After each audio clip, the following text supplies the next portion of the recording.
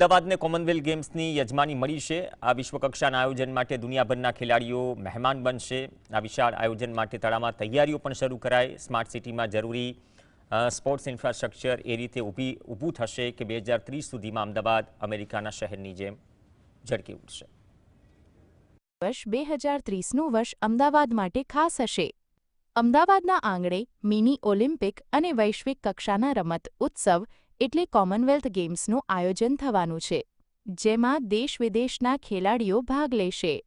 મોટા પાયે ગેમ્સ યોજાવાની હોય ત્યારે સ્વાભાવિક રીતે વિશાળ સ્પોર્ટ્સ ઇન્ફ્રાસ્ટ્રક્ચર ઊભું કરવું પડે। આ માટે અમદાવાદ મનપાએ તડામાર તૈયારી શરૂ કરી છે।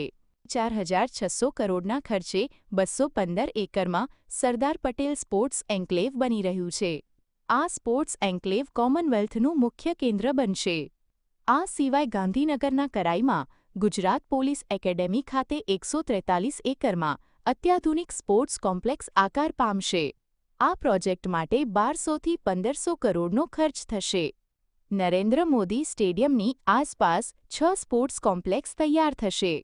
નરેન્દ્ર મોદી સ્ટેડિયમ નજીક ઓલિમ્પિક વિલેજ બનાવાશે।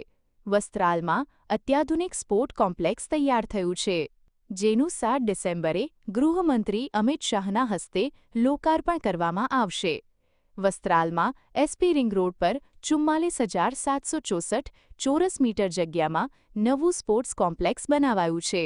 51 કરોડના ખર્ચે તૈયાર થયેલા આ કોમ્પ્લેક્સમાં ઇન્ડોર ગેમ્સની સાથે આઉટડોર ગેમ્સ, લાઇબ્રેરી, જીમ અને કાફેટેરિયા સહિતની સુવિધાઓ છે। શહેરમાં વર્તમાન સ્પોર્ટ્સ માળખાની વાત કરીએ તો અમદાવાદમાં વિશ્વનું સૌથી મોટું cricket stadium Narendra Modi stadium છે। સાથે નવરંગપુરા સ્પોર્ટ્સ કોમ્પ્લેક્સ અને રિવરફ્રન્ટ ખાતે 2 સ્પોર્ટ્સ કોમ્પ્લેક્સ છે, જેનો ખેલાડીઓ અગાઉથી જ ઉપયોગ કરી રહ્યા છે। કોમનવેલ્થ ગેમ્સ જેવા વિશાળ આંતરરાષ્ટ્રીય મહોત્સવની યજમાની મેળવવી માત્ર પ્રતિષ્ઠાનો વિષય નથી, પણ તે સમગ્ર ગુજરાત માટે અનેક આર્થિક અને વિકાસલક્ષી તકો સર્જશે। આ આયોજન ગુજરાત માટે નવો માઇલસ્ટોન સાબિત થશે।